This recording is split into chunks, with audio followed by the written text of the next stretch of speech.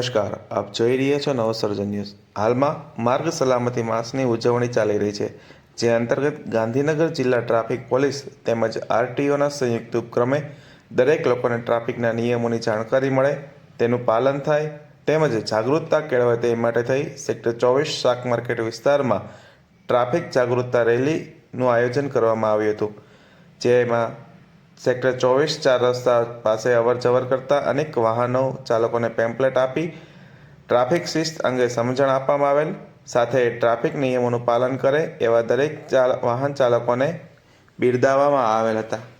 તમારી તેમજ અન્યોની સલામતી માટે થઈ દરેકે દરેક ટ્રાફિકના નિયમોનું પાલન કરવું, જેમ કે હેલ્મેટ અવશ્ય પહેરવી, ચાલુ વાહને મોબાઈલ ફોનનો ક્યારે પણ ઉપયોગ ન કરવો, સીટ બેલ્ટ નો અવશ્ય ઉપયોગ કરવો, વાહન હંમેશા નિયત ગતિ મર્યાદામાં સહન કરવાનું રહેશે, દરેકે દરેક સિગ્નલો ઉપર સિગ્નલ લાઇટનું સન્માન કરવું।